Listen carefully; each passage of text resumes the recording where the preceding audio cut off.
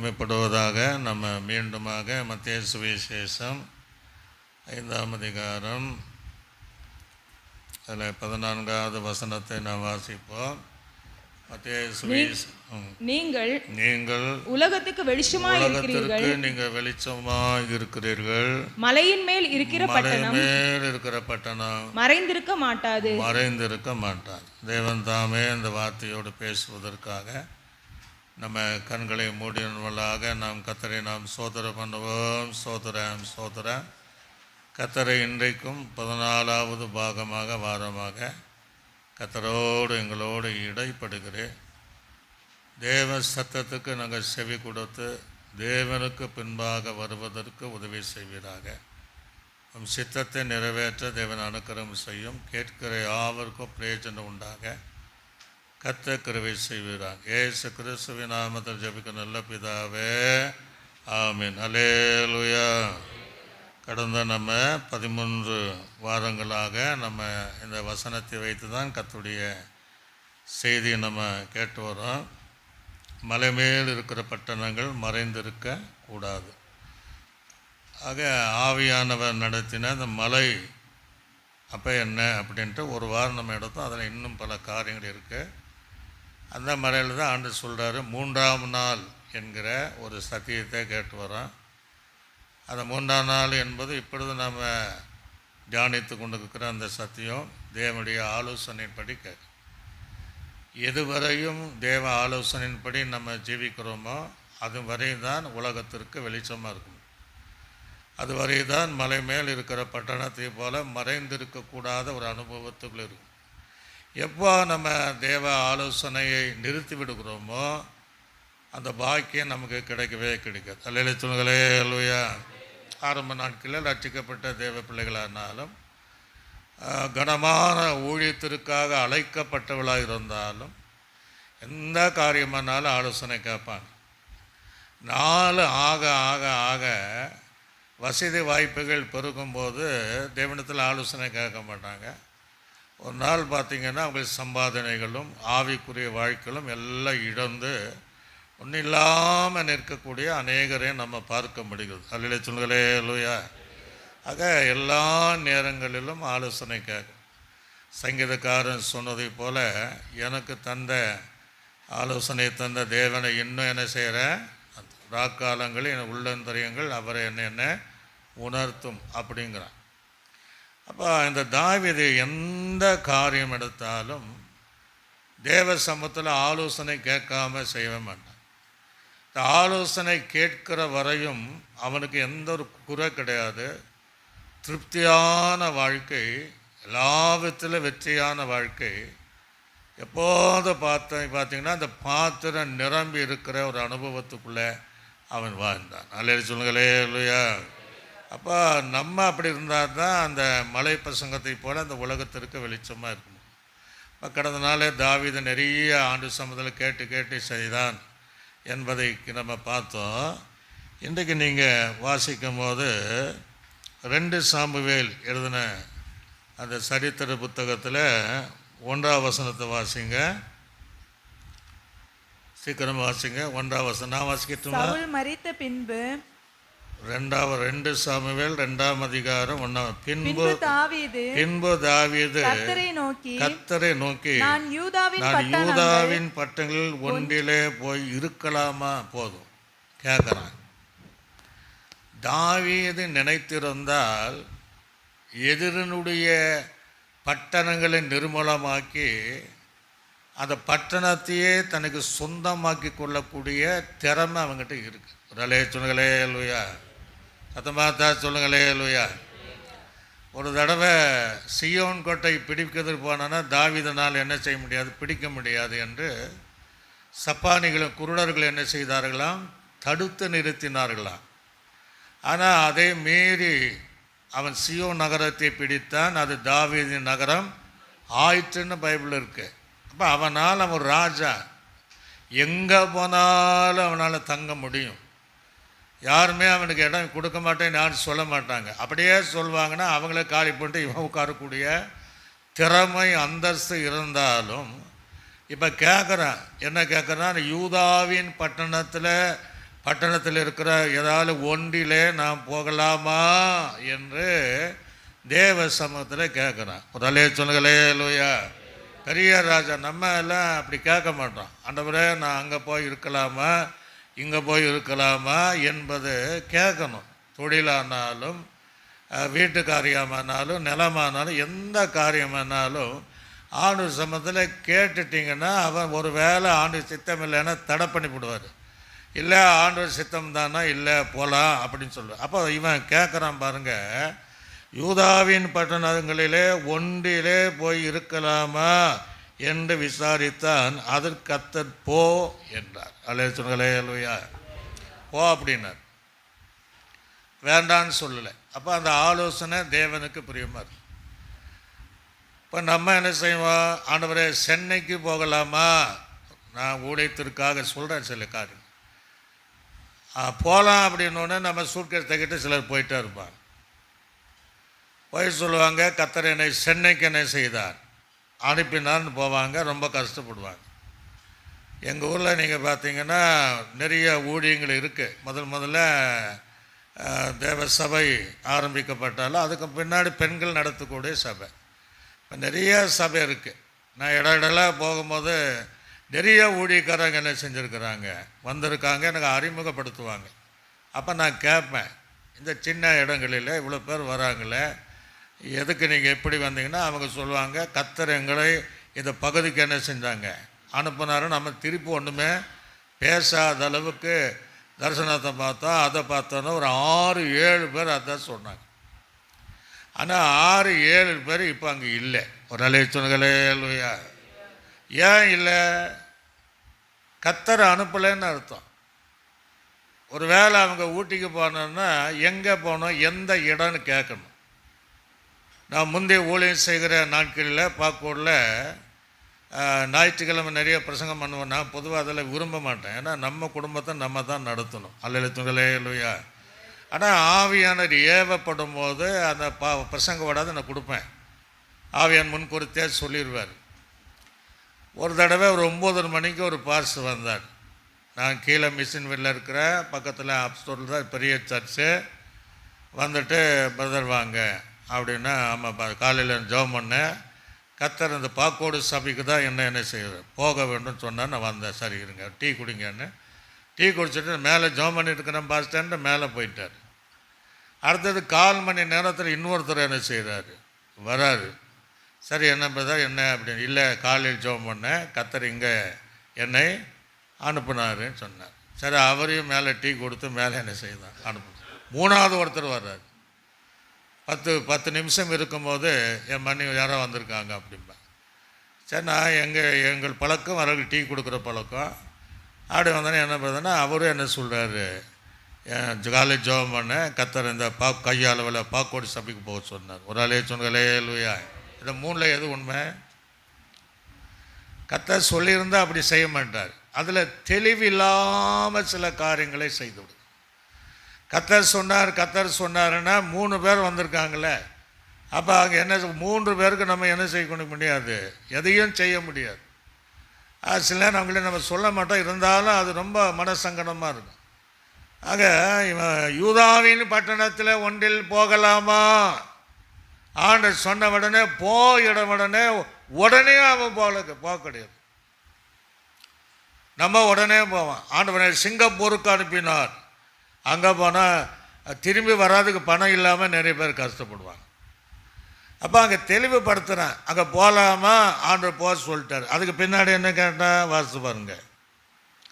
அதுக்கு போ என்றால் எவ்விடத்திற்கு போகலாம் என்று தாவீது கேட்டதற்கு அவர் எப்ரோனுக்கு ஒரு சொல்லுங்களே இல்லையா. யூதாவிட பட்டணத்துக்கு போக சொல்லிட்டாரு. ஆனால் எங்கே போகணும், எந்த இடத்துல போய் தங்கணும்? அப்போ ஆண்டவர் சொல்றாரு எப்ரோனுக்கு போ. ஒரு சொல்லுங்களே இல்லையா. அப்போ சில காரியங்கள் தெளிவாக கர்த்தர் நம்மோடு பேசுவதற்கு எல்லா ஆலோசனைகளை தாவீது கேட்ட வண்ணமாக நீங்களும் நானும் ஆலோசனை கேட்டால் மாத்திரம்தான் அந்த மலை மேல் இருக்கிற பட்டணத்தை போல உலகத்திற்கு வெளிச்சமாக அல்லது அந்த மறைந்திருக்க மாட்டாத அனுபவத்தை போல இருக்க முடியும். நம்ம என்ன சொல்ல இதுக்கெல்லாம் கேட்கணுமா அப்படின்ட்டு அல்ல. ஆவிக்குரியவர்கள் எல்லா விதத்திலும் அவரிடத்தில் ஆலோசனை கேட்கணும். அல்ல சொல்லுங்களே அல்லையா. அந்த சபையினுடைய ஊழியர் இடத்துல ஆகில் என்ன செய்யணும்? ஆலோசனை கேட்கணும். ஆரம்பத்தில் நிறைய அனுபவம், நிறைய ஆவிக்குரியவர்கள் எல்லா ஆலோசனை கேட்பாங்க. ஒரு ஏழையான ஒரு மனிதன் அவன் அப்படி வளர்ந்து வரும்போது ஆண்டவர் ஒரு லாரி வாங்க சொன்னாரா, லாரி வாங்கியாச்சு. லாரி வாங்கின உடனே பயங்கரமான வருமானம் வந்த உடனே ஆண்டவர் சமயத்தில் இன்னொரு லாரி வாங்கலாமான்னு ஆலோசனை கேட்கல.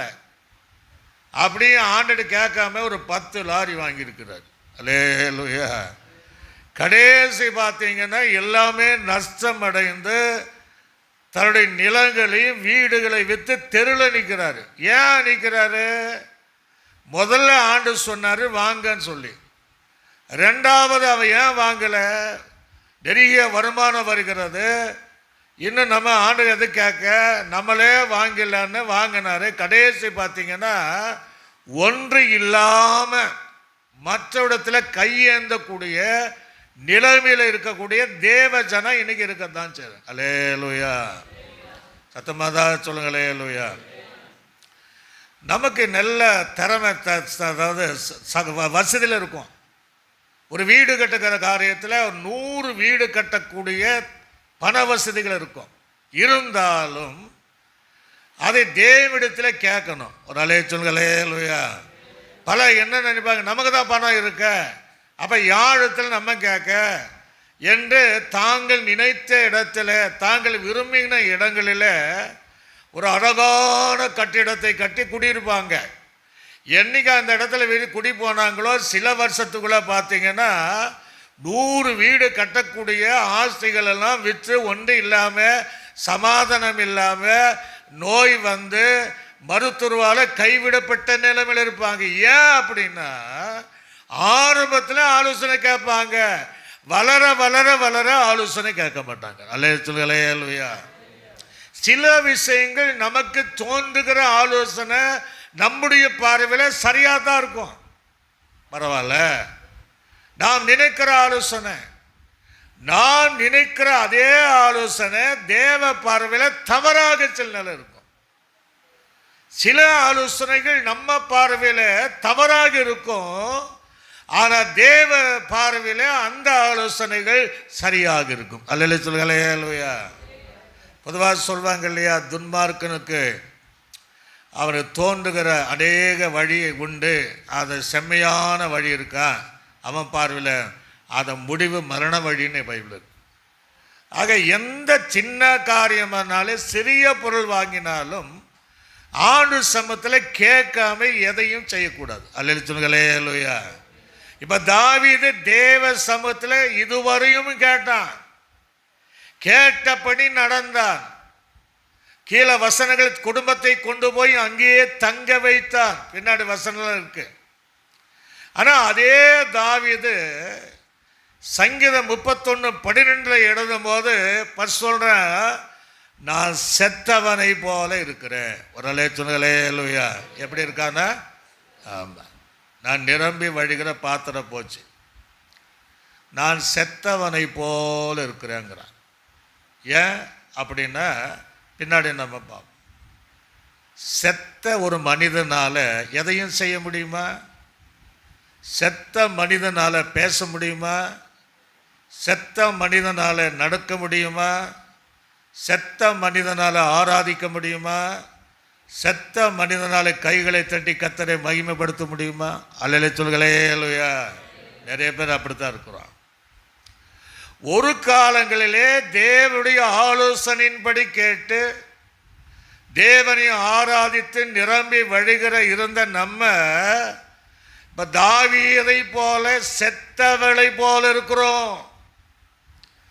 ஒரு செத்தவனால எதையும் செய்ய முடியாத போல இங்க ஆலயத்தில் வந்தால் எல்லாரும் சொல்லலை, எல்லா இடத்துல சொல்லலை, ஆராதிக்க முடியல, தோத்திரம் பண்ண முடியல, கையை தட்ட முடியல, தேவனுடைய வார்த்தை கேட்க முடியல, தேவனுக்காக நல்லது செய்ய முடியல. தாவீதை போல ஒரு செத்த நிலைமையில இருக்கிற கூடிய அநேக சபைகளிலே இருக்கதான் செய்யறாங்க. ஒரு அலைய சொல்லுங்களேயா, சத்தமாதான் சொல்லுங்களேயா. ஆனா ஒரு நாள் இப்படி இருந்தாங்க, தாவீதை போல நிரம்புகிற பாத்திரமாய், குறை இல்லாமலாய், தேவன் விரும்புகிற காரியங்களை செய்யக்கூடியவர்களாக, எதுவரையும் தேவனுடைய ஆலோசனை கேட்கிற வரையும். அந்த தேவனுடைய ஆலோசனைக்கு என்னைக்கு அவர்கள் தவறினார்களோ, தாவீது உயிரோடு தான் இருக்கிறான், ஆனா செத்தவனை போல இருக்கிறார். அல்லேலூயா சொல்லுங்களேயா. நீங்களும் நானும் உயிரோடு தான் இருக்கிறோம் மனித பார்வையில். ஆனா எத்தனையோ பார்வையில தேவனுடைய ஆலோசனை இல்லாம செத்த பிணங்களை போல நாம் இருக்கிறோம். அதான் தாவீது சொல்றேன், நான் எப்படி இருக்கிறேன், செத்தவனை போல இருக்கிறேன். அல்லேலூயா சொல்லுங்களேயா. சில வசனங்களை நாம் வாசிப்போம். சங்கீதம் 88ஆம் சங்கீதம் 10ஆம் வசனத்தை கூட வாசிங்க. 88ஆம் சங்கீதம் 10ஆம் வசனத்தை வாசிங்க. சீக்கிரமா வாசிங்க. மரித்தவர்களுக்கு அதிசயங்களை செய்வீரோ. அதாவது இங்க ஒரு பாயிண்ட் கேட்கிறாரு, மரித்தவர்களுக்கு அதிசயம் செய்வீரோன்னா ஆண்டவரால் செய்ய முடியும். ஒரு அலைய சொல்லுயா. லாசரு மரித்தவன் அதிசயம் செய்தார், வாலிபன் மரித்து போனான் அது செய்தார், சிறு பெண்ணையும் எழுப்பினார், எலியா போன்ற தீர்க்கதரிசிகளை எழுப்பினாங்க. அது எழுப்பினா ஆண்டு செய்வார். நாமும் கிறிஸ்துவுக்குள்ள ஒரு வேலை மறித்தால் அதிசயம் நடக்கும். அல்லேலூயா சொல்லுங்களேயா. உயிரோடு எழுப்புவார். அடுத்தது என்ன சொல்றாரு, செத்து போன வீரன் எழுந்து உம்மை துதிப்பார்களோ. எழும்பி உம்மை துதிப்பார்களோ. அல்லேலூயா சொல்லுங்களேயா. செத்து போன ஒரு வீரன் ஏற்கனவே வீரனாயிருந்தான், உம்மை துதிக்கிறவனாயிருந்தான், இப்ப செத்து போய் கிடக்கிறான். அவன் உம்மை துதிப்பானோ என்று கர்த்தர் அங்கே எழுதி வைக்கிறதை நான் பார்க்க முடியுது. அப்ப தாவீதுனால இப்ப என்னத்தான் பண்ண முடியல, துதிக்க முடியல, பாட முடியல. சில தேவ பிள்ளைகள் தேவனுடைய ஆலோசனை கேட்காம, வேதம் சொல்லுகிறது மரித்தவர்களும் மௌனமாய் இருக்கிறவர்களும் கர்த்தரை துதியார்கள். அல்லேலூயா சொல்லுங்களேயா. சபை எப்படி இருக்குன்னா செத்த நிலைமையில இருக்கக்கூடிய சபை, ஆனா உயிரோடு இருக்கிறோம். பலருடைய வாழ்க்கை செத்த நிலைமை தான் இருக்கு. ஏன் அப்படின்னா அவங்க தேவ ஆலோசனை கேட்பதை நிறுத்தினார்கள். தேவ ஆலோசனைப்படி தங்களை நடக்க தேவனுக்கென்று அவங்க விரும்பலேன்னு அர்த்தம். ஒரு அலைய சொல்லுங்களேயா, சத்தமா சொல்லுங்களேயா. இன்னொரு வசனத்தை கூட நம்ம வாசிப்போம். ஏசியாவின் தீர்க்கதரிசி புஸ்தகம் 59 மைக்கு எடுத்து கொடுங்க. 59ஆம் அதிகாரம் 10ஆம் வசனம். நாங்கள் குருடரை போல சுவரை பிடித்து கண்ணில்லாதவர்களை போல தடவுகிறோம். இரவில் இடறுகிறது போல இடறுவதை போல பட்ட பகலிலும் இடறுகிறோம். செத்தவர்களை போல் பாலிடங்களில் இருக்கிறோம். சொல்லுங்களேயா. தாவீதுதான் பட்ட பகலில இருளிலே நடப்பதை போல இடறி விடுகிறோம், செத்தவனை போல பாழ் இடங்களிலே இருக்கிறோம். அல்லேலூயா சொல்லுங்களேயா. அதனால்தான் தேவனை விடுதலையோடு நம்ம ஆராதிக்க முடியல. தேவ ஆலோசனை என்னைக்கு நின்று போச்சோ அன்னைக்கு நம்ம அபிஷேகம் எல்லாம் குறைந்து போச்சு. நம்முடைய ஆவிக்குரிய சிந்தனைகள்லாம் மாறி போச்சு, ஆவிக்குரிய உற்சாகமே இல்லாம போச்சு, ஒரு ஆவியின் நிறைவு இல்லாம போச்சு, சமாதானம் இல்லாத ஒரு நிலைமை வந்தாச்சு. அதான் பட்ட பகலில் 100% கண்கள் பார்வையுடையவளாக இருந்தாலும் அவர்கள் தடுமாறி செத்தவளை போல பாழ் இடங்களிலே இருக்கிறார்கள். ஒரே சொல்லலே அல்லையா. ஏன் அப்படின்னா இவங்க நல்லா தான் இருந்தாங்க, நல்ல தேவனை ஆராதித்த ஜனகம்தான், ஜீவனுள்ள தேவனை கம்பீரமாய் பாடி மகிமைப்படுத்தின ஜனங்கதான். இப்போ ஆலயத்துக்கு வந்தாலும் செய்கிறதில்ல, மற்றவருடைய பாடலை தான் பார்க்குறாங்க தவிர தேவனை ஆராதிக்கல, தேவனுடைய ஆலோசனை கேட்கல. அதனால பட்ட பகலிலே வெளிச்சங்களிலே தடுமாறி விழுந்து இடறி விழுந்து பாடான இடங்களிலே செத்தவரை போல இருப்பதினால தாவீதான் சொல்றான், நான் செத்தவனை போலங்கிறான். அல்ல சொல்லுங்களே அல்லேலூயா, கத்தமாதா சொல்லுங்களே அல்லேலூயா. என்ன சீக்கிரமா இன்னொரு வசனத்தை கூட நம்ம வாசித்து நீங்க பார்த்தீங்கன்னா வெளிப்படத்தில் விசேஷம் 31 அதிகாரம் 1ஆம் வசனம் 2ஆம் வசனத்தை வாசிங்க. சர்தேஸ் சபை தூதனுக்கு எழுதுகிறது என்னவெனில் தேவனுடைய 7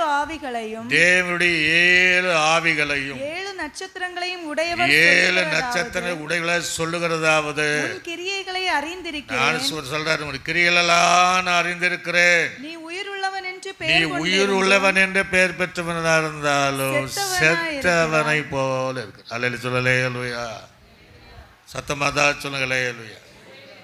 தாவீது சொல்றான், நிரம்பி இருந்தேன், குறையில்லாமல் இருந்தேன், தேவ ஆலோசனைப்படி நடந்தேன், இப்போ எல்லாம் என்னை விட்டு போச்சு, செத்த உயிருள்ளத்தவனாக இருக்கிறேன், எனக்கே தெரியுது. அவன் தான் சொல்ல, யார் அவன் சொன்ன, நான் செத்தவனை போல இருக்கிறேன். ஒரு அலைய சொல்லுங்களே அல்லேலூயா.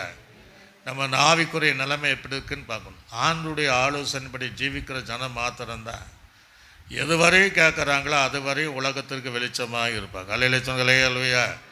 மலை மேலே இருக்கிற பட்டணத்தை போல அவளை மறைந்திருக்கவே மாட்டான். ரெண்டாவது அவன் சொல்கிறான், எல்லாருனாலும் மறக்கப்பட்டு. அல்லேலூயா சொல்லுங்களே அல்லேலூயா. தாவீதை மறக்க முடியுமா யாராகிலும்? ரெண்டாவது சொல்கிறான், எல்லாருனாலும் நான் எப்போ இருக்கிறேன், மறக்கப்பட்டு இருக்கிறேன். எல்லாருனாலும் மறந்து போகக்கூடியவனாக நான் இருக்கிறேன். ஒரு காலத்தில் தாய் தகப்பனும் மறந்து போனவனா இருந்த, அண்ணன் தம்பி மறந்தவனா இருந்த, இப்ப எல்லாருமே என்னைக்கு நான் ஆலோசனையை கேட்கலையோ அன்றைக்கு நான் எல்லாருனாலும் சொல்லும் போது இன்னும் தேவனாலும் கூட சேர்ந்து நான் எல்லாருனாலும் நான் மறக்கப்பட்டவனாய். அல்லேலூயா சொல்லுங்களே அல்லேலூயா. குடும்பங்களிலே ஒரு முதிர்ந்த வயதுள்ள மரணம் அடைவார்கள். ஆனால் அவங்கள நம்ம மறக்க முடியாது. அப்படியே மறக்கலைன்னா எதுவரை நினைப்போன்னா கொஞ்ச காலம் வரையும் இல்லையா, கொஞ்ச நாட்கள் வரையும் அது நினைப்பு வரும்போது சங்கடமாக இருக்கும். காலங்கள் ஆக ஆக மறந்து விடுறோம். இதை தான் சொல்கிறேன், என்னை செத்த லிஸ்ட்டில் வச்சு எல்லாருமே என்னை மறந்து போனார்கள். அல்லேலூயா சொல்லுங்களே அல்லேலூயா. தேவனுடைய ஆலோசனை கேட்பதிலே மறந்து போனவன் ஒரு காலத்தில் கேட்டான். நீங்களும் நானும் ஒரு காலத்தில் தேவ ஆலோசனை கேட்டோம், இப்போ ஆலோசனை கேட்கறது இல்லை. எதை செய்தாலும் சுயமாய் செய்து விடுகிறோம், அல்லது துன்மார்க்கனுடைய ஆலோசனைப்படி நடக்க பிரியப்படுகிறோம். அநேகருடைய அகித்தோப்புடைய ஆலோசனை கேட்க அமர்ந்து கேட்கிற விருப்பம் உள்ளவளாய் இருக்கிறோம். ஆனால் ஒரு காலத்தில் தேவ சமூகத்தில் குடும்பமாக இருந்து தேவ ஆலோசனை என்ன என்று நிதானித்து செயல்பட்டிருந்த நம்ம அன்னைக்கு நிரம்பி ஆவிக்குரிய வாய்க்கில் அனலாக இருந்தோம். இன்னைக்கு செத்தவளப்பா இருக்கிறோம். எல்லாருனாலும் கூடுமானவரை தேவனாலும் மறக்கப்பட்டவளாய் தான் இருக்கிறோம். அல்லேலூயா சொல்லுங்களே அல்லேலூயா. சத்தமா சொல்லுங்களே அல்லேலூயா.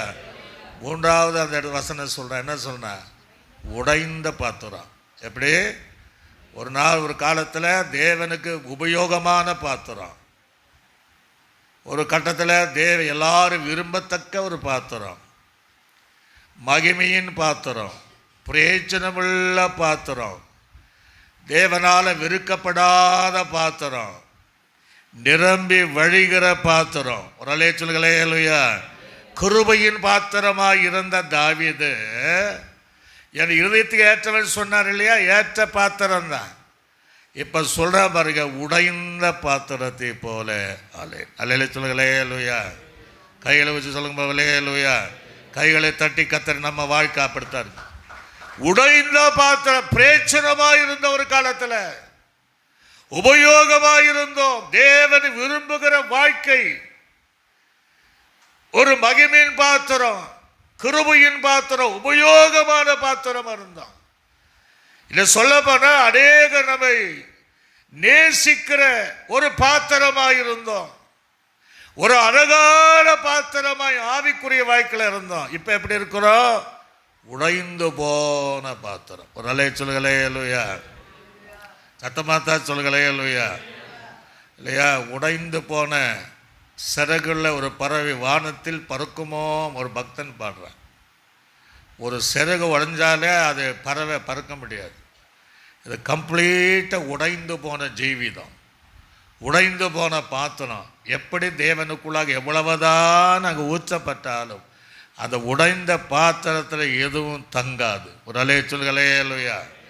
தேவனுடைய ஆலோசனை கேட்கவில்லைன்னா பரத்திலிருந்து வருகிற எந்த நன்மையும் கிருபையும் ஆசீர்வாதம் விடுதலையும் நமக்குள்ளாக தங்காது.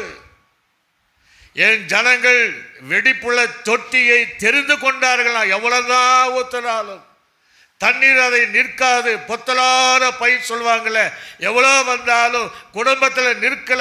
ஏன் அப்படின்னா தேவ ஆலோசனை கேட்பதை நிறுத்திவிட்டோம். அதனால அங்க சொல்ற உடைந்த பாத்திரத்தை போல ஆனேன். அல்லேலூயா சொல்லுங்களே அல்லேலூயா.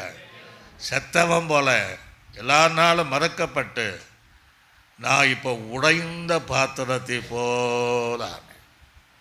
சாதாரண வீட்டில் ஒரு அழகான பாத்திரம், அப்படியே நம்ம டெய்லி அதை பாத்திரத்தை அதை அழகுபடுத்த வைப்போம். அந்த பாத்திரம் ஒடிஞ்சு போனால் நம்ம மனசு எப்படி இருக்கும்? இப்போ நிறைய பாத்திரம் உடஞ்சி தான் இருக்கு. தேவோட மனசு எப்படி இருக்கும்? ஒரு காலத்தில் என் ஆலோசனை கேட்டு இவ்வளோ அழகான பாத்திரம் உடஞ்சி போயிருக்கிறாங்களே என்று தேவன் வேதனைப்படுகிறார். அல்லேலூயா சொல்லுங்களே அல்லேலூயா. அப்போ ஏன் என்ன நடந்தது? திடீர்னு தாவீதுக்குள்ள நல்லதான வாழ்க்கை போயிட்டு இருந்துச்சு. ஏன் இது நடந்தது அப்படின்னா, நீங்கள் 2 சாமுவேல் எழுதின புஸ்தகம் 11ஆம் அதிகாரம் 1-2 வசனத்தை வாசிங்க. மறு வருஷம் ராஜாக்கள் யுத்தத்திற்கு புறப்படும் காலம் வந்தபோது தாவீது யோவாபையும் அவனோடு கூட தன் சேவகரையும் இஸ்ரவேல் அனைத்தையும் அம்மோன் புத்திரரை அழிக்கவும் ரப்பாவை முற்றுகையிடவும் அனுப்பினான். தாவீதோ எருசலேமிலே இருந்துவிட்டார். நல்ல கவனிங்க. யுத்த காலம் என்பது ராஜாக்கள் யுத்தம் செய்யும் போது மழை இல்லாத காலத்தில் யுத்தம் செய்வாங்க, மழை காலத்தில் யுத்தம் செய்ய மாட்டாங்க. ஏன் அப்படின்னா ரொம்ப வெயிலாக இருக்காது, ரொம்ப குளிரும் இருக்காது. யுத்தத்துக்கென்று ஒரு காலம் இருக்குது. ஒரு அலைய சொல்களே அல்லையா. அப்போ இதுவரையும் அவன் விசாரித்தான். இங்கே முந்தின அதிகாரத்தில் நீங்கள் வீட்டில் பார்த்தீங்கன்னா இது 3வது யுத்தம். முதல் யுத்தம் அம்மோனோடும் சீரியரோடும் யுத்தம், 2வது சீரியரோடும், இது 3வது முற்றுகை போடணும். ரப்பாவை முற்றுகை போட்டு இந்த அம்மோன் இந்த தேசத்தை தாவீதை பிடிப்பதற்காக தான் எல்லாரையும் அனுப்பினான். ஒன்றா ஆண்டு சமூகத்தில் கேட்டிருக்கணும், ஆண்டவரே நான் இந்த யுத்தத்திற்கு போகலாமா? ஒரு அலைய சொல்களே இல்லையா. கேட்கலையே, கேட்கணும். ஒரு வேளை கேட்டிருந்தா என்ன செஞ்சிருப்பார்? போ என்று சொல்லியிருப்பார். இல்லை நீ போகாத, யோசுபாத்து நாட்களில் போல உபவாசம் பண்ணி பாட்டு பாடி நீ துதி, அந்த எதிரிகள் தங்களுக்குள்ளாக வெட்டுண்டு மடிந்ததை போல நான் செய்வேன் அப்படின்னு சொல்லியிருப்பார். இல்லை நீ தேவ சமூகத்தில் நீ ஜம் பண்ணிட்டு நான் உனக்காக யுத்தம் செய்வேன் என்று சொல்லியிருப்பார். அல்லேலூயா சொல்லுங்களே அல்லேலூயா. இல்லைன்னா நான் உனக்கு முன்னாடி சில அடையாளங்களை காட்டுவேன், அப்போ நீ புறப்பட்டு போய் யுத்தம் செய்வேன் அப்படின்னு கூட சொல்லியிருக்கேன். ஆனால் இவன் கேட்கலை. ஆனால் அங்கே கவனித்து பாருங்க, எல்லாத்தையும் அனுப்பிட்டு இவன் உட்காந்துட்டான். ஒரு அலைய சொல்லுகளே இல்லையா, சத்தபா சொல்லுகளே இல்லையா. எல்லாரையும் அனுப்பிட்டு எங்கே இருந்தால் ஆலோசனை கேட்கல, எல்லாரையும் அனுப்பிட்டா. ஒரு ராஜா யுத்த வீணை, அவன் போயிருக்க வேண்டியது, அவன் போகலை. எங்கே தான் இருந்தான்னா எருசலேமிலே இருந்தான். எருசலேமில் எங்கே இருந்தான்? அரண்மனையில் இருந்தான்.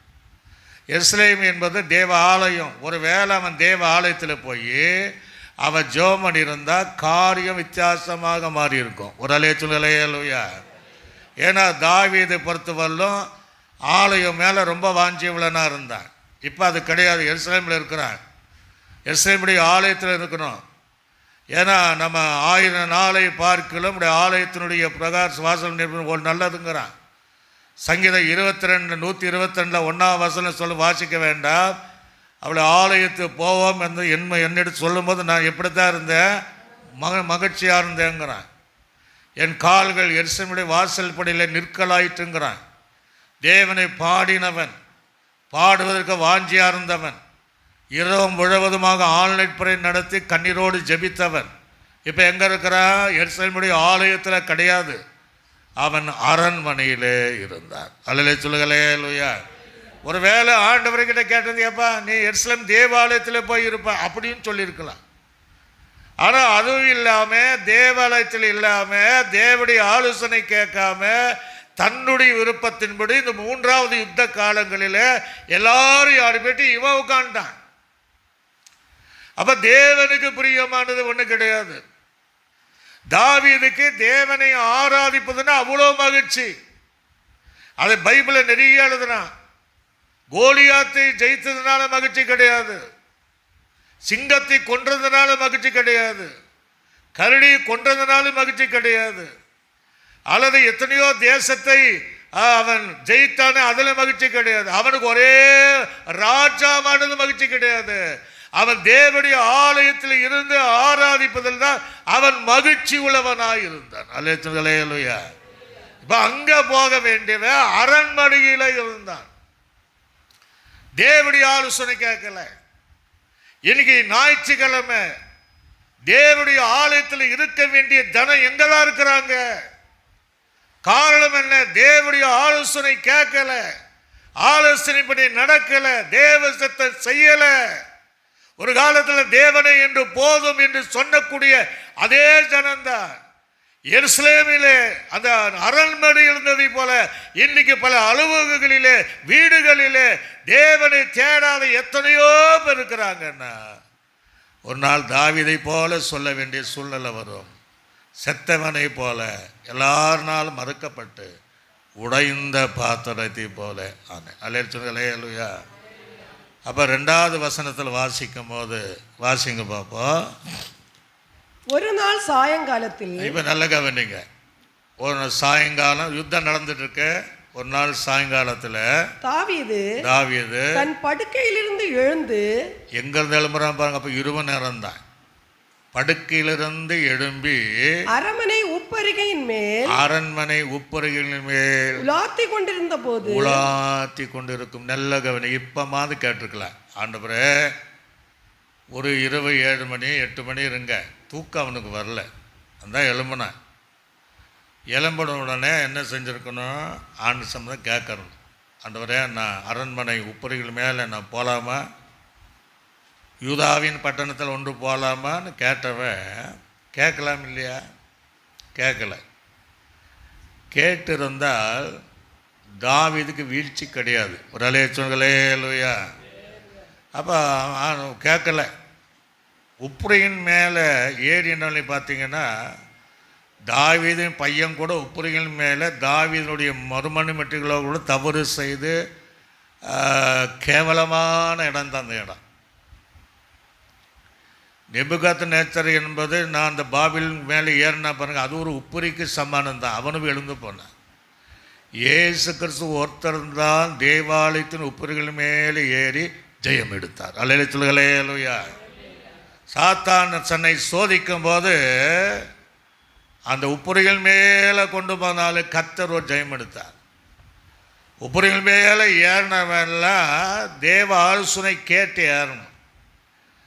ஒருவேளை தாவீது ஆலோசனை ஒரு 8 மணிக்கு கேட்டிருப்பான், ஒரு 7 மணிக்கு கேட்டிருப்பான்னா ஆண்டு என்ன சொல்லியிருப்பார்? இப்போ நீ போகாத, நீ ஒரு 10 மணிக்கு போன்னு சொல்லியிருப்பார். ஒரு அல்லேலூயா. கையில் சொல்லுங்களேலூயா. ஏன்னா அப்போ உரியாவின் மனைவி குளிச்சுட்டு வீட்டுக்கு போயிருப்பான். எல்லாம் நம்ம யோசிக்க வேண்டிய காரியம். சத்துரு பாருங்க, தேவ ஆலோசனை விட்டு கேட்காம நம்ம இருக்கும்போது அவன் ஒரு டைமை செட் பண்ணி வச்சுருப்பான். நம்மை சிக்க வைப்பதற்கு, நாம் விழுந்து போவதற்கு, நாம் பாவம் தாவீதுக்கு இங்கே பாவம் செய்யணுன்ட்டு அவன் போகல. நல்லா புரிஞ்சுடுங்க. பாவம் செய்யணும்னு அவன் போல, யோசேப்பும் பாவம் செய்யணும்னு போகல.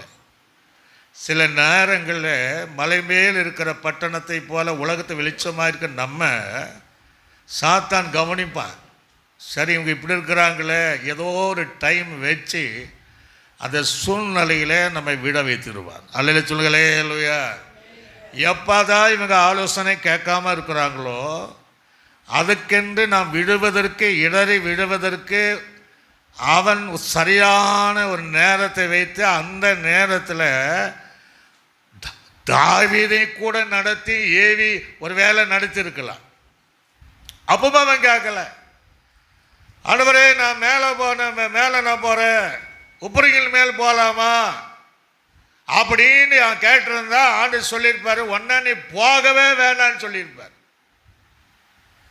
இல்லை ஆண்டவரே, இங்கே ரொம்ப புழுக்கமாக இருக்கும், தூக்கம் ஒன்று வரல. அப்படியா? அப்போ நீ இப்போ போகாத, ஒரு 3 மணி நேரம் கழிச்சு போ. ஒரு அலையை சொல்லுங்களே இல்லையா? தாவீது உரியாவின் பத்சேபாவின் விஷயத்தில் அந்த சோதனைக்கு சிக்கிருக்க மாட்டான். இவன் என்ன செய்தான்? இவனே படுக்கையிலிருந்து எழுந்து உப்புரையில் மேலே அவன் ஏறினான். ஒரு காலத்தில் எதை கேட்டாலும் தேவனுடைய ஆலோசனைப்படி இருந்த தாவீது தான். இப்ப அதை மறந்துட்டா. தேவனிடத்தில் ஆலோசனை கேட்பதிலே டோட்டலாவே அவன் மறந்தான். சரி, மேலதான் போனேன். ஆண்டவரே, நான் எந்த திசையை பார்க்கணும்? ஒரு அலையை சொல்லலே இல்லையா? நான் எங்கே குடியிருக்கணும்னு கேட்டா இல்லையா? ஆண்டவர் எப்ரோனுக்கு போய் சொன்னார் இல்லையா? கேட்கலாம் இல்லையா? ஆண்டு சொல்லியிருப்பாரு, நீ எப்படியானாலும் 121 சங்கீதத்தை நீத்தான் எழுத போகிறேன், அதனால் ஒன்று செய்ய, ஒத்தாசி வறுப்பன கண்ணுகளை ஏறிடு. ஒரு அலையை சொல்லுங்களே இல்லையா? அது இப்போமே நீ பார்த்துருன்னு ஒரு ஐடியா கொடுத்துருப்பார். இல்லை அப்படின்னா மேற்கு பக்கத்தில் உரியாவின் மனைவி ஸ்தானம் பண்ணுகிற சூழ்நிலையில் ஆண்டு சொல்லியிருப்பார், எப்போ இந்த மேற்கு தவிர கிழக்கு, தெற்கு, வடக்கு என்ன செய்ய பாரு, அந்த திசையை மாத்திரம் பார்க்காதுன்னு சொல்லியிருப்பார். அல்லேலூயா. ஆனால் நம்ம ஆளுங்கள்கிட்ட ஒரு பழக்கம் என்ன தெரியுங்களா? எங்கே பார்க்கக்கூடாதோ அங்கே தான் பார்ப்பாங்க. ஏவாளுக்கு சொன்னார், அந்த கனியை நீ பார்க்காதன்னா அவளுக்கு வேலையாக அத்தான் பார்த்தா. நீங்கள் பசங்களுக்கு சொல்லி பாருங்க, செல்ல பார்க்காதே அப்படின்னா அதான் பார்ப்பாங்க. உள்ளே போய் ஹோம் ஒர்க் பண்ணுறேன்ட்டு பெட்ஷீட்டை போத்து என்ன செய்வாங்க? எதை நீங்கள் பார்க்கக்கூடாது என்று சொல்கிறீங்களோ அதை தான் பார்ப்பாங்க. அல்லது சொல்களே இல்லையா? எதை நீங்கள் செய்யக்கூடாது என்று சொல்லுகிறீர்களோ அதை தான் செய்வாங்க. ஒரு வீட்டில் ஒருத்தன் பாத்ரூம் போய் 2 மணி நேரம் காணாமா. ஏன்னா செல்ல தொடக்கூடாது. 2 மணி நேரம் காணும். என்னடான எங்கள் அம்மா காரியம், ஏன் என்னடான ஒரே வயிற்று வலின்னு அவள் லாஸ்ட்டை எட்டி பார்த்துருக்காங்க. அங்கே செல்லு வச்சு என்ன பண்ணியிருக்கிறான், டாய்லெட்டில் வச்சு. ஏன்னா எதை நாம் செய்யக்கூடாது என்று சொல்லுகிறோமோ அதை தான் பாப்பா எட்டி பார்த்தா என்ன, அங்கே பார்த்தா என்ன, அதை பார்க்கறதுனால எவ்வளவு டேஞ்சரான காரியம் என்பதை நம்மால் புரிந்து கொள்ள முடியாத ஒரு காரியம். அல்ல சொல்லுங்களே இல்லையா? அப்போ அங்கேயும் கேட்கல, கேட்டிருந்தான்னு சொல்லியிருப்பார். அப்போ பார்க்கக்கூடாத இடத்தை பார்க்கும்படி சத்துருவன் நடத்துறான். என்னைக்கு நீங்க தேவ ஆலோசனை விட்டு விலகி போகிறீர்களோ நம்மை தவறான பாவத்தில் விடுபடி அந்த சாத்தான் நம்மை நடத்துவான் என்பதை அறிந்து கொள்ள வேண்டும். எத்தனையோ திசை இருக்கு. அதே நேரத்தில் அந்த அவனையும் கொண்டு வந்திருக்கான் பாருங்க. அந்த நேரங்களில் அவளையும் கொண்டு வந்திருக்கிறார். அப்போ அந்த திசையை நோக்கி பார்க்கும்போது உரியா யுத்தத்தில் இருக்கிற உரியாவின் மனைவி சானம் பண்ணி கொண்டு இருப்பதை தாவீது பார்த்தான். அல்லேலூயா. அத்தமா சொல்லுங்க அல்லேலூயா. எல்லாமே அபிஷேகம் எல்லாம் போச்சு. ஆசைப்பட்டார். பழையபடி காலங்களில் ராஜாக்கள் எத்தனை திருமணமான வைத்துக் கொள்ளலாம். பார்க்கக்கூடிய பத்சேபாள் திருமணம் ஆகாமல் தாவீது தப்பு இருந்தால் தப்பு லிஸ்ட்டில் வந்திருக்காது. அவன் இன்னொருடைய மனைவி. அல்லது சொல்லுங்களே இல்லையா? அது எப்படி இஷ்டம் போல கல்யாணம் கட்ட முடியாது. விரும்பினதை அரண்மனையில் கொண்டு வந்து அவளை ஒரு அறையில் வைத்து அவங்க சம்மதம் கேட்பாங்க. அவர் சம்மதித்த பின்புதான் விவாகம் செய்து கொள்ள வேண்டும். அது ராஜாக்களுடைய கடமை. வெகுமதி கொடுப்பாங்க, அவளை பிரியப்படுத்துவதற்கு என்னென்னமோ சொல்லுவாங்க, வாக்கு உடன்படிக்கை செய்வார்கள். அதுக்கு பின்புதான் அந்த ராஜா அந்த ஒழுங்குமுறையின்படி என்ன செய்வானா திருமணம் செய்து கொள்ளலாம். இப்போ யாரை பார்த்தான்? அந்த வசனத்தை வாசிங்க, சீக்கிரமா வாசிங்க. ஒரு நாள் சாயங்காலத்தில் தாவீது தன் படுக்கையிலிருந்து எழுந்து அரண்மனை உப்பரிகையின் மேல் உலாத்தி கொண்டிருக்கும் போது அரண்மனையில் உப்பரிகள் மேல் உலாவிக் கொண்டிருக்கும் போது ஸ்நானம் பண்ணுகிற ஒரு ஸ்திரீயை உப்பரிகையின் மேலிருந்து கண்டான். அந்த ஸ்திரீ வெகு சௌந்தரவதியாய் இருந்தாள். வெகு சௌந்தரியவதியாய் இருந்தால் அப்பொழுது தாவீது அந்த ஸ்திரீ யார் என்று விசாரித்தால் ஆள் அனுப்பினான். எங்க கேட்கணும்? கத்திடத்துல விசாரிச்சிருக்கணும். இவங்க கிட்ட விசாரிச்சா என்ன பிரச்சனை? விசாரித்தால் அவர் எலியாவின் குமாரத்தையும் ஏத்தியானான உரியாவினுடைய மனைவியுமாகிய பத்சேபாள் என்றார்கள். அப்பொழுது தாவீது ஆள் அனுப்பி அவளை அழைத்து வர சொன்னார். ஒரு அழைத்து சொல்களே. அல்லேலூயா. இப்ப மாதிரி கேட்கலாம், ஆண்டவரை பார்த்துட்டேன், அவளை அழைக்கலாமா வேண்டானா ஆண்டு வேண்டான் இருப்பார். அல்லேலூயா சொல்களே. அல்லேலூயா. அதாவது ஒரு சின்ன பாவம் வரும்போது தொடர்ந்து சின்ன பாவத்துக்கு நிறைய பேர் ஆரம்பத்தில் பயப்படுவாங்க. ஆனால் பாவம் செய்ய ஆரம்பித்தான்னா எத்தனை பாவம் இருந்தாலும் அஞ்ச மாட்டாங்க. ஒரு அலேச்சன்களே. அல்லேலூயா. இப்போ உரியாவுடைய மனைவியை அழைத்து வரும் அந்த பத்சேபாளுக்கு என்ன அர்த்தம்னா தந்தரம் உள்ளவள் அப்படின்னு அவருக்கு ஒரு பேர் இருக்கு. ஆணையின் உறுதி அப்படின்னு இன்னொரு அர்த்தம் இருக்கு. இப்போ தாவீதுடைய எல்லாரும் வந்த உடனே அவன் தவறு செய்ய முடியாது, பேசுவாங்க. நீ இப்படி ராஜா ஆசைப்படுறாரு, நீ என்ன சொல்கிற, உனக்கு என்ன வேணாலும் கேளு அப்படின்னு சில காரியம் சொல்லுவாங்க. அப்போ அந்த பத்சேபாள் என்ன ஒரு வச்சிருக்கிறான்னா, அவள் இசைந்து ஒரு வேளை தாவீதுக்கு ஒரு பிள்ளை பெற்றால் தாவீது காலத்திற்கு பின்பு அவனை ராஜாவாக என்ன செய்யணும், வைக்கணும் என்பதை அந்த அர்த்தத்தில் ஒரு வேலை சொல்லியிருக்க முடியும். அல்லேலூயா சொல்களே. அல்லேலூயா. ஆக அதெல்லாம் அந்த உடன்படிக்கையினுடைய ஆணையின் உறுதி என்று சொன்னால் அதெல்லாம் நடந்திருக்கும். இப்போ முதலாவது ஒரு கற்பனையில் ஒரு கற்பனை மீறினா என்ன மீறினா, பிறனுடைய பொருளை இச்சையாது இருப்பாய் ஆக. அல்லேலூயா சொல்களே. அல்லேலூயா. ஆக இது உரியாவுடைய மனைவி. ராஜா விரும்பியிருந்தால் இன்னொரு சௌந்தரியமான பெண்ணை விவாகம் பண்ணியிருந்தால் தவறு கிடையாது. பத்சேபாளே திருமணம் ஆகலைன்னா தாவீது செய்தது தவறு கிடையாது. அவர் உரியாவுடைய மனைவியை அவன் ஆசை வைத்து இணங்க வைத்ததனால முதலாக ஒரு கற்பனையை மீறி பிறன் பொருள் மேல இச்சையாய் இருந்தார். அல்லேலூயா சொல்களே. அல்லேலூயா. கையில சொல்களே. அல்லேலூயா. திரும்பி அவன் பேசி என்ன பண்றான், விபச்சாரம் பண்ணி அவளோடு சேர்க்கிறான்னா இன்னொரு கற்பனை மீறினா விபச்சாரம் செய்யாத இருப்பாயாக அப்படின்னு சொல்லும்போது அதையும் மீறினான். அல்லேலூயா சொல்களே. அல்லேலூயா. ஒன்னா மீறான். அப்ப நல்ல கவனிங்க, தேவனுடைய ஆலோசனை சின்னதை தவறுமோன்னு சாத்தான் பார்த்துட்டே இருப்பான். அந்த தவறுகிற நேரத்தில் நமக்கு ஆழமான குழி வெட்டி காத்துட்டு இருப்பான். எந்த வகையில் நம்ம விட வேண்டிய சூழ்நிலைகளை உருவாக்குவான். ஒரு அல்லேலூயா. அல்லேலூயா. அந்த நேரங்களில் தடுமாறாதபடி ஐயோ ஆண்டுக்கிற ஆலோசனை கேட்டுட்டோன்னா தப்பி இந்த உலகத்திற்கு வெளிச்சமாக இருக்க முடியும். அல்லேலூயா. மலை மேல் இருக்கிற பட்டணத்தை போல மறைந்திருக்க கூடாதபடி நிறைய அதை பரிசுத்தமாக வாழ முடியும். கடந்த நாள் நாங்கள் அந்த கோகுலில் ஜெபம் பண்ணோம். ஒரு பாச குறிப்பு சொல்கிறாரு. என்ன குறிப்பு தெரியுங்களா? அநேக பாசமாக இன்னொரு பாசத்தோட மனைவியை கூட்டிகிட்டு போகிறாங்க. அதெல்லாம் நடக்கும். ஏன்? அவங்க நல்லவங்க தான் இருந்திருப்பாங்க, அவங்கெல்லாம் ரொம்ப கிருபையில் தான் இருப்பாங்க. சத்துரு என்ன செக்க வச்சு ஆலோசனை கேட்காதனால எல்லாம் விழுந்து கிடக்கிறாங்க. ஒரு அலைய சொல்லுகளே இல்லையா? ஆக ஆலோசனை கேட்கணும். நிறைய தேவ பிள்ளைகள் மறைமுகமாக விழுந்து கிடக்கிற இடம் எது?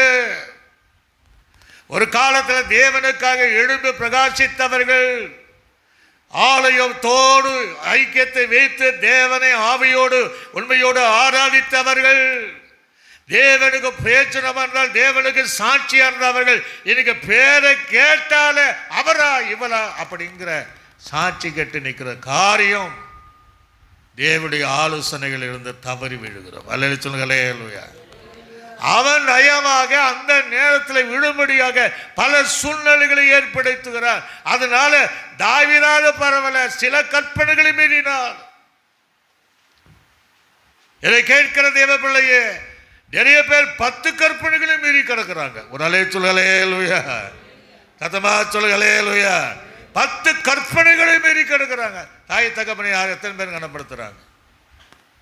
பொய் சொல்றவர்கள் எத்தனை பேர் இருக்கிறாங்க? 10 கற்பனைகளில் விழுந்து கிடக்கிற தேவ பிள்ளைகள் ஏராளமாக தான் இருக்கிறாங்க. ஆக தாவீது 2வது இன்னொரு கற்பனைகளை மீறினான். அல்ல சொல்லுங்களேலுயா. அவ போயிட்டான். அவர் கர்ப்பம் தரித்து இருக்கிறார் செய்தி போகுது. நம்ம எடுக்க நேரில் வீட்டில் பார்த்து அப்போ பார்க்குறேன், பாவம் ஒரு பக்கம் பழி பக்கம் ஒரு பக்கம் சுமத்துன்ட்டு அவள் உண்மையாக அங்கே யுத்த காலத்தில் இருக்கிற உரியாவை அனுப்புன்னு சொல்கிறேன். அவன் வந்துடுறான். ஒரு அலைய சொல்லுங்களே இல்லையா, கைகளை சொல்லுங்களே இல்லையா. அந்த உரியாவுக்கு தடப்புடலாக ராஜாவின் விருந்து கொடுக்கப்படுகிறது. அவன் பார்த்தான், இவனை எல்லாம் நல்லா தடப்புடலாக கொடுத்த வீட்டுக்கு அனுப்பிடணும், சந்தோஷமாக இருக்குன்னு அனுப்புனான். அப்படி போயிருந்தால் என்ன பண்ணியிருப்பான்னா, இந்த பிள்ளை உரியாவுக்கு தான் பிறந்தது, பொய் சாட்சி சொல்லாது இருப்பாய், அதையும் இருந்தான். ஆனால் அவன் போகலை. ஒரு அலைய சொல்லுங்களே இல்லையா. அவன் தன்னுடைய அரண்மனையில் அந்த சேவகரோடு தங்கினான். ராஜா கேட்குறாரு, உரியா போனான்னா போகலை. அப்போ கூப்பிட்டு கேட்குறாரு, ஏப்பா போல? இல்லை, யுத்தத்தில் இருக்கும்போது நான் எப்படி என் மனைவியோடு கூட நான் சந்தோஷமாக இருக்க முடியும்? எவ்வளோ உண்மை உள்ளவன், துரோகம் பண்ணலாமா? எவ்வளோ பரிசுத்தமானவன். அப்போ தாவீது பக்கம், அப்போ இன்னைக்கு இரு. ஒரு அலைய சொல்லுங்களே இல்லையா. அன்றைக்கி மறுபடியும் கூப்பிடுறான் பாரு. கூப்பிட்டு அவனை வெறிக்கிற அளவுக்கு மதுபானத்தை குடித்து வெறிக்கிற அளவுக்கு, அவன் சுயநலவு இல்லாத அளவுக்கு போதைகளை அவனுக்கு மதுபானத்தை கொடுத்து அவனை வெறிக்க செய்தனா, அப்போ அதிலையாவது போயிடுவான். அப்போ இவன் மேலே நம்ம போய் சொல்லிடுவோம். ஒரு அலைய சொல்லுங்களே இல்லையா. ராஜா எவ்வளவுதான் தவறு செய்தாலும் அதை உரியாத அரண்மனை விட்டு போகவே கிடையாது. ஒரு அலைய சொல்லலே இல்லையா. அந்த விஷயத்தில் அவன் தெளிவாக இருந்தான். யுத்தம் நடக்குது, ராஜா என்ன அனுப்பியிருக்கிறாரு, ராஜாவுக்கு நான் கீழ்ப்படியணும், ராஜாவுடைய ஆலோசனை நடக்கணும், தவறான ஆலோசனை நடக்கக்கூடாது. அவனுக்கு தெளிவு இருந்துச்சு. அவன் வீட்டுக்கு போகாம மீண்டும் அதே இடத்தில் இருந்ததினாலே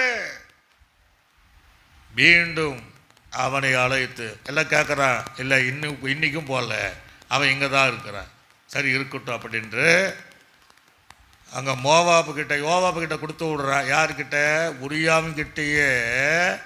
உரியாவுடைய உயிரை அவன் கையில் கொடுத்து விடுறான். ஒரு அலைய சொல்லுங்களே இல்லையா, சத்தமா சொல்லுங்களே இல்லையா. உரியாவுடைய உயிர். நல்ல கவனிங்க. இப்போ நான் இருக்கிறேன், ஒருத்தங்கிட்ட அவனையே நீங்கள் இந்த லெட்ரு கொண்டு வரவனை நீங்கள் கொண்டுடுங்கன்னு அவன் கையிலே நான் லெட்ரு கொடுக்குறேன்னு வச்சுடுங்க. ஒரு வேளை அவன் அந்த லெட்ரு படிச்சிருந்தா நிலைமை என்ன ஆகும்? நம்மளை கொண்டு வருவான். ஆனால் அந்த உரியா அந்த நிருபத்தை கொண்டு போன கடிதமானாலும் தோல் சுருளானாலும் அதை பிரித்து பார்க்கவே இல்லை. ஒரு அலைய சொல்லுங்களே இல்லையா. எவ்வளோ உண்மையான ஒரு மனுஷன். அப்படியே கொண்டு போகிறான்னா தன்னுடைய ஜீவன் அழிப்பதற்கு அதில் இருக்கு. அப்போ தன் ஜீவன் தன் கையில் இருக்கு, அதை கொண்டு போகிறான். அதில் என்ன எழுதிருக்கு? யோபாக்கு எழுதும் போது யுத்தங்கள் மும்முரமாக இருக்கும் போது உரியாவை முன்னாடி தள்ளிட்டு பின்னாடி நின்று செஞ்சுடு வந்து விடு, உரியா விழுந்து போகிற செய்தி நான் கேட்கணும் அப்படின்னு சொல்லி நல்ல மனிதனை, நீதிமானை, அந்த ராஜாவுக்கு பிரியமாய் இருந்தவனை, தேவனுக்கு உண்மையானவனை, உரியா என்றால் யெகோவா ஒளி என்று சொல்லப்படுகிறது.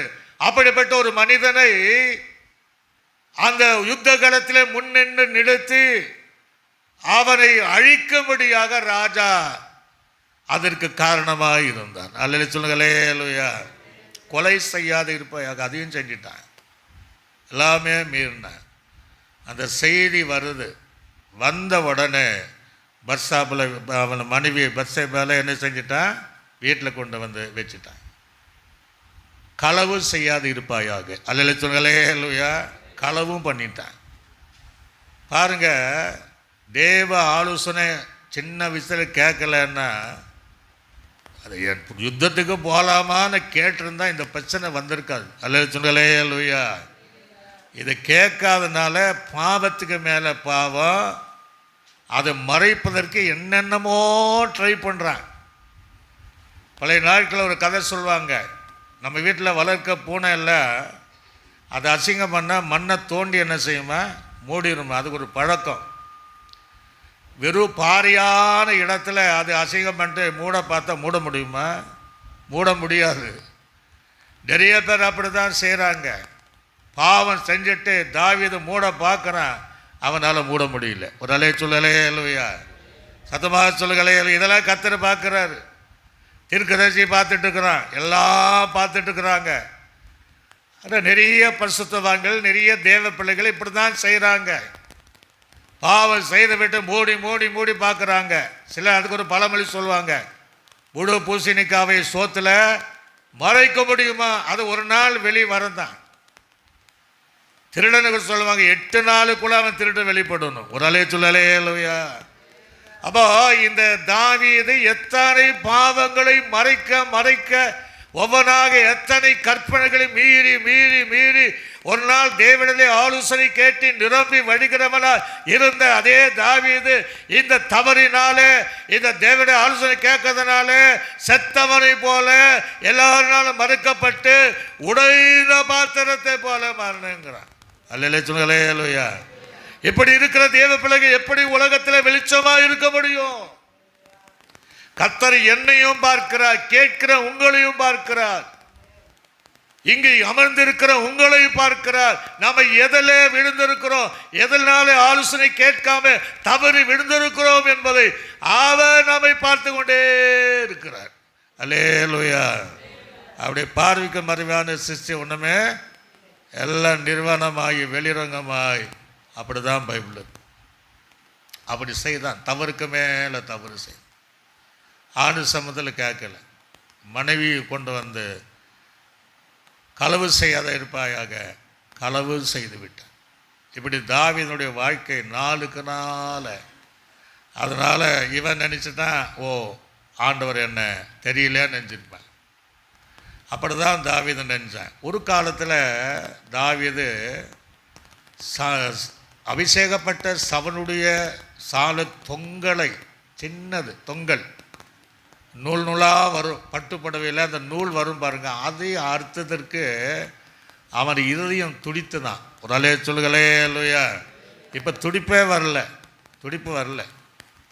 அப்போ சின்ன பாவம் தேவ ஆலோசனை கேட்கிற போது அபிஷேகம் பண்ணப்பட்டவர் கை வச்சுட்டேனே என்று அதை நினைக்கும் போதெல்லாம் இருதயம் துடித்து தான். இன்னைக்கு எப்படி இருக்கு? தேவ பிள்ளைகள் விழுந்து போறதை பார்த்து கர்த்தருடைய இருதயம் துடித்து கொண்டே இருக்கு. அல்லேலூயா சொல்லுங்களே. அல்லேலூயா. என் ஜனங்கள் விழுந்து போனார்களே, கண்ணிலே விழுந்தார்களே, என்னுடைய ஆலோசனை கேட்கலையே, எவ்வளவு அழகாக உலகத்திற்கு வெளிச்சமாய் வைத்து மலை மேல் இருக்கிற பட்டணத்தை போல மறைந்திருக்க முடியாத வாழ்க்கை நான் கொடுத்தேனே, என்னுடைய ஆலோசனை கேட்காம ஜனங்கள் கண்ணியிலும் சத்துரு வைக்கிற தந்திரங்களிலும் விழுந்து கிடக்கிறார்களே என்று தேவனுடைய இருதயம் இன்னைக்கு அதை வேதனையோடு தொடுத்து கொண்டு இருக்கிறதா. ஒரு அலைய சொல்லலே. அல்லேலூயா. சத்தமாத்தா சொல்லுங்களே. அல்லேலூயா. நம்ம இருதயம் துடிக்கலான்னு அவர் இருதயம் துடிக்குது. இன்னும் சில இடங்களில் நம்ம சபையில் இல்லை, பாஸ்டர் மாதிரி இருதயம் துடிச்சிட்டே இருக்கு. ஏன்னா விசுவாசனுடைய கீழ்ப்படுதல் இல்லை, சாட்சி கிடையாது. ஊழியக்காரனுக்கு எதிராக செயல்படும் போது அவங்களை நினைச்சாலே அவங்க இருதயம் என்ன செய்யுது? துடிக்கும் தான் செய்யுது. ஒரு அலைய சொல்களே லூயா, கையில் சொல்களே லூயா. அப்படிப்பட்ட தாவீதுக்கு இப்ப இருதயமே துடிக்கல. அது எவ்வளோ பெரிய தவறு என்று அவனுக்கு புரிந்து கொள்ளவில்லை. மீண்டும் மீண்டும் பாவத்தின் மேல அவன் கூட்டிட்டே இருந்து வாழ்ந்தான். அதனாலதான் இப்ப அவனால நிரம்ப முடியல, தேவனை துதிக்க முடியல, தேவனை பாட முடியல, சங்கீதங்களினால தேவனை மேன்மைப்படுத்த முடியல, என்னால நிரம்பி வழிகிற பாத்திரம் என்று அவனால சொல்ல முடியல. அல்லேலூயா சொல்லுங்களே அல்லேலூயா. எத்தனை பேர் அந்த நிலைமையில் இன்னைக்கு இருக்கிறோம்? இன்னைக்கு கத்திடத்தில் நம்ம எழும்பணும். ஒரு அலைய சொல்லுங்களே அல்லேலூயா.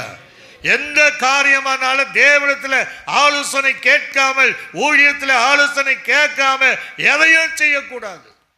ஒரு பயணமானாலும் ஆண்டுகிட்ட கேட்கணும், நான் அப்போ போனேன் காலமே போகலாமா ஜெபம் பண்ணுங்க என்று ஆண்டு சமத்தில் கேட்டு செய்யும் போது அவங்க ஒருத்தர் தான் மலை மேலே ஆண்டர் வருக வரைக்கும் அந்த வெளிச்சமாக வருக வரையும் ஆலோசனை கேட்டுகிட்டே இருக்கும். அல்லேலூயா. தாவீது இன்னொரு பாவம் செய்தான். அதை நீங்கள் 2 சாமுவேல் 24ஆம் அதிகாரத்தில் இருக்கு. காத்து சொல்கிறேன், ஜனங்களை எண்ணுங்கிறான், எண்ணாதேங்கிறான். இவன் எண்ணான். என்னது தப்பா? அதை கூட ஆண்டு தப்பாக வச்சார். கேட்டுக்கலாம் இல்லையா? ஆண்டவரே இந்த ஜனத்தை நான் எண்ணலாமா? எண்ணக்கூடாதப்பா, நீ எதுக்கெல்லாம் என்ற அப்படின்னு சொல்லியிருப்பார். இந்த தாவீதுக்கு இந்த பழக்கம் எங்கேருந்து வந்துச்சுன்னா, தொட்டில் பழக்கம் சுடுகாடு வரைக்கும் வாங்க. இவன் மெய்ப்பனாக இருந்தா இல்லையா? அப்போ ஆடுகளை போகும்போது எண்ணுவான், வரும்போது எண்ணுவான். அந்த பழக்கம்தான். சிலருக்கு அந்த உலக பழக்கம் மாறவே மாறாது. சரி சொல்லுவாங்க, நாய் எவ்வளோதான் குளிப்பாட்டி நடு வீட்டில் வச்சோன்னா அது தேடித்தான் ஓடும். தேவனை எவ்வளவா நம்மை சுத்தப்படுத்துகிறார், எவ்வளோ சரிப்படுத்துகிறார். ஆனால் நம்ம பழைய கூடி கதவை திரட்டின்ட்டு அப்படியே நம்ம வாழ்க்கை போயிட்டு தான் இருக்கும். தாவீதுக்கு இந்த எண்ணம் எங்கே வந்துச்சுன்னா, ஒவ்வொரு மெய்ப்பன் காலையில் மேய்க்கும் போதும் ஆடுகளை எண்ணும். ஏன்னா எத்தனை ஆடு எந்த ராத்திரி குட்டி போடுன்னு தெரியாது. அதனால் எண்ணி தான் அனுப்புவேன். வரும்போது மந்தையில் அடுக்கும் போது வடாந்தர நிறைய பேர் குட்டியெல்லாம் அதெல்லாம் எண்ணி தான் உள்ளே விடுவான். ஒரு அலைய சொல்களே இல்லையா. இந்த பழக்கம் ஜனத்தை சபையில் இருக்கிறாங்க. நான் என்றேன்னு வச்சிடுங்களேன். என்றது என்ன தவறு? சாப்பாட்டுக்காக என்றோம். ஆனால் அதையே சொல்கிறாரு, அது தவறு. ஒரு அலைய சொல்களே இல்லையா. அந்த ஜனத்தொகை எண்ணின போது எல்லாமே யோவாபு சொல்ற எல்லாரும் காசு அதில் எதுக்கு ராஜா என்று சொல்லும் போது ஆண்டு 3 பனிஷ்மெண்ட் வைக்கிறார். 3 விதமான பனிஷ்மெண்ட். அதில் ஒன்று தான், வாதை புறப்பட்டு 70,000 பேரை இவன் செய்த தவறுக்கு, இவன் செய்த பாவத்திற்கு அப்பாவி ஜனங்க 70,000 பேர் அந்த வாதையில மடிந்து போனார்களா. ஒரு அலை சொல்களே இல்லையா. அப்பதான் தாவீது பழைய நிலைமைக்கு மீண்டு வருகிறார். இந்த பாவத்தை கதையாக சொல்லுகிறார். அது நீத்தாப்பா என்று சொல்லும் போது, ஐயோ நான் தேவனுக்கு விரோதமாய் பாவம் செய்தேனே, துணிகரமான பாவம் செய்தேனே, என்னை ஈசோப்பினால கலவும் ரத்தத்தினால கருவாண்டவரே, ரச்சனையில் சந்தோஷம் கிடையாது, உற்சாக ஆவி கிடையாது, நிரம்பி வழிகிற கிடையாது என்று சங்கீதத்தில் தன்னுடைய பாவத்தை வெளிரங்கமாய் எல்லாரும் அறியபடியாக அறிக்கை செய்து மீண்டும் அந்த ஆலோசனை கேட்கிறவனா இருந்ததுனால மீண்டும் 51க்கு மேலே சொன்னேன், நான் ரச்சனை சந்தோஷத்தையும் உற்சாகத்தை ஆவியும் நான் திரும்பி பெற்றுக்கொண்டேன். அல்லேலூயா சொல்களே அல்லேலூயா. கையில் சொல்களே அல்லேலூயா. நம்ம வாழ்க்கை எப்படி மீண்டும் நிரம்பணும்னா, மீண்டும் தேவனுக்குள்ளாக தவறை உணர்ந்து ஆலோசனை கேட்கும் போது நாம் இழந்த அந்த நிறைவை நம்மால் நாம் பெற்றுக்கொள்ள முடியும். இன்னொரு வசனத்தை கூட நம்ம சீக்கிரமாக நம்ம எல்லா வசனத்தையும் எடுக்க விரும்பல. சங்கீதத்தில் 73ஆம் சங்கீதம் 24வது வசனத்தை வாசிங்க. உம்முடைய ஆலோசனையின்படி இப்போ தாவீது சொன்னான். அதுக்கு முன்னாடி 16:8 சொன்னேன், 31:12 இப்படி சொல்லிட்டேன். இப்போ என்ன இதெல்லாம் வந்த பின்னாடி என்ன சொல்கிறேன்? உம்முடைய ஆலோசனையின்படி உம்முடைய ஆலோசனையின்படி நீர் என்னை நடத்தி. நீர் என்னை நம்ம சொல்லணும், ஆண்டவரே உம்முடைய ஆலோசனைப்படி நீர் என்னை நடத்தி முடிவிலே என்னை மகிமையில் ஏற்றுக்கொள்ளுவீர். ஒரு அலை சொல்களே லூயா. அப்போ என்ன தீர்மானம்? இனி உம்மா ஆலோசனை முடிவு காலம் வரையும். ஒரு அலை சொல்களே லூயா. பரலோக ராஜ்யம் வரையும், அந்த மகிமையிலே சேர்க்கிற வரையும் இனி நீங்க தான் எனக்கு ஆலோசனை என்று. அவர் யோசனையிலே வல்லவர். ஆவியானுக்கு பேர் அவர் ஆலோசனை தருகிறவர் என்று எழுதப்பட்டிருக்கிற காரியத்தின்படி நீங்களும் நானும் வருகை வரையும் தேவனுடைய ஆலோசனைக்கு நம்முடைய நடந்தால் அந்த மகிமையிலே வருகையிலே தாவீது விரும்பினதை போல நமக்கு அந்த இடம் கிடைக்கும். ஒரு அலைச்சல்களே இல்லையா. எரோமியால ஒரு வசனத்தை மாத்திரம் நம்ம வாசித்து, எரோமியாவின் தீர்க்கதரிசி புஸ்தகம் 32ஆம் அதிகாரம் அதில் 19ஆம் வசனத்தை வாசிங்க. எரோமியாவின் தீர்க்கதரிசி புஸ்தகம் 32ஆம் அதிகாரம் 19வது வசனம். யோசனையில் பெரியவரும். அவர் எப்படிப்பட்ட தேவனா?